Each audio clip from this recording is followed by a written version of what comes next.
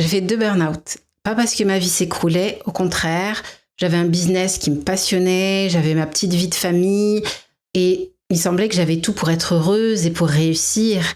Et c'est précisément là que mon corps m'a lâché 2 fois. Dans cette vidéo, je vais te partager mon histoire. Le mécanisme que j'ai mis 10 ans à comprendre est la vraie raison pour laquelle les protocoles et le plus de discipline ne suffisent pas. Mes burn-out, ça n'a pas été un effondrement spectaculaire. J'ai même jamais arrêté. J'ai continué de fonctionner, de tenir, d'avancer. Et de l'extérieur, personne n'aurait pu dire que quelque chose n'allait pas. C'est ça le burn-out silencieux. Tu continues d'avancer, tu continues d'être performante, donc personne ne voit. Toi non plus. Et le plus important, ce que j'ai mis 10 ans à comprendre, c'est que le plus dur, c'est pas de sortir d'un burn-out, c'est de ne pas y retomber. Et dans cette vidéo, je vais te partager ce que j'aurais voulu qu'on m'explique. Moi, c'est Diane et j'aime les femmes actives, celles qui portent beaucoup à éviter le burn-out et à garder de l'énergie pour tout ce qu'elles portent et ce qui compte. Donc pour te remettre un peu dans le contexte, mon premier burn-out, c'était un burn-out maternel. Il est arrivé à la naissance de mon fils. Et je me disais, c'est normal, je viens d'accoucher, c'est normal d'être fatiguée.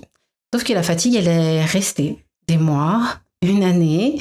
Et à cette époque-là, je pensais vraiment tout faire bien. Je mangeais très sain, sans gluten, sans sucre, sans produits laitiers. Je faisais du sport. Et pourtant, tout empirait. J'avais des symptômes qui explosaient. J'avais des troubles digestifs, des troubles de la thyroïde. Mes facultés cognitives, c'était la catastrophe. J'avais des trous de mémoire, j'arrivais plus à finir mes phrases. Voilà, vraiment, physiquement, ça n'allait pas du tout. Mais pourtant, je continuais de fonctionner. Je faisais le strict minimum, certes, mais je fonctionnais. Donc, on n'aurait jamais pu dire que je faisais un burn-out. Et tu sais ce que j'ai fait pour en sortir ? Rien. Voilà, vraiment rien. L'énergie, elle est revenue un peu avec le temps. Et du coup, moi, j'ai cru que c'était réglé. Et quand l'énergie est revenue, je suis entrée à l'université de médecine naturopathique de Londres. Donc, c'est des études quand même assez exigeantes, très coûteuses. Et pour les financer, j'ai créé mon premier business. Et là, il s'est passé quelque chose que je n'attendais pas. Alors déjà, mon année de biomédecine, donc j'ai étudié dans une autre langue, donc parce que j'étais à Londres. Moi, la littéraire, partie vers les sciences, ça m'a passionnée. Je détestais la biologie quand j'étais jeune, et le business, ça m'a encore plus passionnée, parce que construire, monter des stratégies, décider, ça aussi, j'ai trop aimé, et ça a réveillé une ambition que j'avais toujours eue, mais que j'avais un peu mise de côté, sans m'en rendre compte. Sauf que je portais cette ambition retrouvée sur un corps que je n'avais pas encore réellement réparé. Donc j'avais l'élan, mais j'avais pas les fondations physiologiques. Ces fondations, donc ce corps qui permet de tenir l'ambition.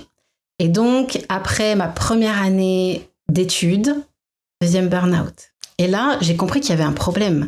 Parce que ce n'était pas normal d'enchaîner des phases d'épuisement, d'enchaîner des burn-out. Je pouvais dormir des 8 heures, des 10 heures même. Et ça, c'est quand j'arrivais à dormir, parce qu'aussi, il m'arrivait souvent d'avoir des insomnies. Mais même quand je faisais des nuits pleines pendant 1, 2, 3 semaines, je me levais le matin encore épuisée. Mais cette fois-ci, c'était un peu différent. Parce que je venais de finir mon année de biomédecine et donc j'avais étudié la physiologie. Je savais lire des études scientifiques, donc je suis partie chercher. Je suis partie me former pour comprendre c'était quoi cette fatigue chronique, elle venait d'où. J'ai enchaîné ensuite des protocoles digestifs sur l'inflammation, sur les pathogènes, sur l'histamine. Et pour être sincère, ça allait mieux pendant ces protocoles. Mais ça ne durait jamais. Mon épuisement revenait encore et encore. En fait, je vivais comme dans une sorte de burn-out permanent. Donc j'avais un petit peu l'énergie qui remontait et puis tout retombait d'un coup. Et ça encore et encore. Ça s'est transformé en cycle qui ne s'arrêtait jamais. Et c'est là que j'ai mes béquilles qui sont revenues. Par exemple, j'étais de plus en plus attirée par le sucre.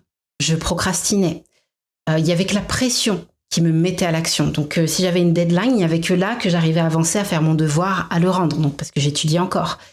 Je finissais tous les soirs sur Netflix. J'enchaînais les séries et c'était même pas par plaisir. C'était vraiment un besoin pour tenir ma journée. Donc, c'était à la fin de journée, j'avais besoin de ça pour vraiment tenir. Et c'était pas par plaisir, c'était comme si j'avais besoin de cette récompense-là en fin de journée pour tenir. Donc toutes mes connaissances, toutes mes recherches, mes formations, elles m'ont pas empêché de retomber. Et il m'a fallu du temps pour comprendre pourquoi. Et c'est ça que je veux vraiment que tu entendes, parce que il semblait que j'avais compris plus ou moins dans ma tête, mais dans mon corps, lui, en fait, il s'était jamais senti en sécurité. Donc voilà ce que j'ai fini par comprendre au bout de longues années. c'est que le corps, il cherche qu'une seule chose, c'est la sécurité. Et cette sécurité, il va la chercher à tout prix. Et en partie, c'est ton système nerveux qui décide si ton corps est en sécurité ou non. Et pour lui, il n'y a pas de différence entre un danger réel et un danger perçu. Donc un agenda surchargé, un enfant qui fait une crise, une tension dans le couple, ton système nerveux, tout ça, c'est du danger. Donc moi, je m'occupais des stress internes, donc la digestion, l'inflammation, les parasites, etc. Mais je ne m'occupais pas du stress psychologique, des adaptations que mon système nerveux avait mis en place pour survivre. Et ces adaptations, on les connaît. Ce sont souvent celles qu'on retrouve chez les femmes ambitieuses, celles qui portent beaucoup. Donc le perfectionnisme, le contrôle, l'hypervigilance, ne jamais lâcher, tout porter.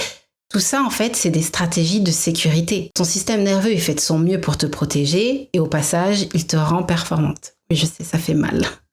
Sauf que ces adaptations qui te font réussir, qui te permettent d'avancer, elles finissent par te dérégler.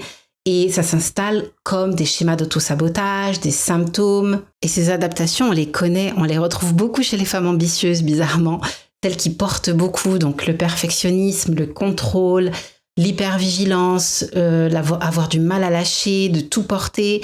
Et tout ça, en fait, c'est des stratégies de sécurité. Ton système nerveux, il fait de son mieux pour te protéger. Et au passage, il te rend un petit peu plus performante, un petit peu plus maniaque, un petit peu plus dans le contrôle. Et tout ça, en fait, au fil du temps, ça va te créer des symptômes, ça va te créer des schémas d'auto-sabotage. Par exemple, l'hypervigilance, elle met ton corps constamment en alerte. Le perfectionnisme, il va t'épuiser. Le contrôle va t'empêcher de te reposer. Et un corps qui est en alerte permanente, bien, ça dérègle sa digestion, ses hormones, sa clarté mentale.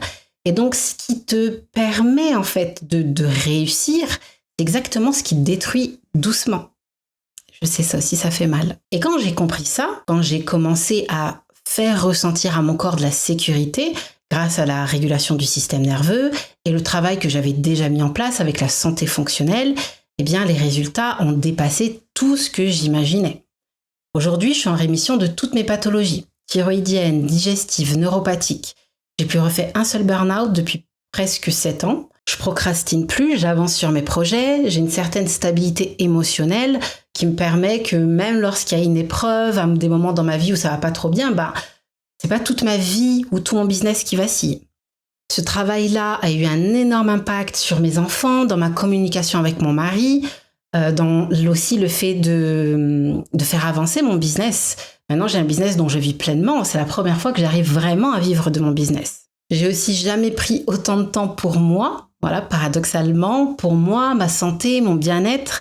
Et donc, j'ai compris que oui, c'est possible de tout avoir, mais pas en se forçant davantage. Et je vais être honnête avec toi. Ça ne veut pas dire que j'ai de l'énergie tous les jours, d'accord ? C'est normal, l'énergie n'est pas linéaire, surtout chez la femme. On est cyclique. Et je vais être honnête avec toi, ça ne veut pas dire que j'ai de l'énergie tous les jours, d'accord ? Soyons clairs. C'est normal de ne pas avoir de l'énergie tous les jours. L'énergie n'est pas censée être linéaire, encore moins chez nous les femmes, parce qu'on est cyclique. Mais je respecte mes phases de repos, j'avance selon mon rythme, et ça me suffit. Je me sens alignée et en paix. Et donc, ça me suffit. Et au vu de mes résultats, j'ai approfondi mes formations, mes études. Donc, j'ai continué avec les neurosciences, les formes d'attachement, la théorie polyvagale, etc. Et aujourd'hui, j'accompagne les femmes qui portent beaucoup au travail, à la maison, dont le corps ne suit plus, à retrouver aussi cette énergie et cette paix. Donc, c'est pour elles que j'ai construit ce que je transmets aujourd'hui. Donc, si tu reconnais quelque chose dans ce que j'ai décrit et que tu veux qu'on regarde ensemble ce qui se passe dans ton corps, tu peux réserver un appel avec moi. Le lien, il est en description. Je te remercie d'avoir regardé cette vidéo jusqu'au bout. On se retrouve dimanche pour une nouvelle vidéo.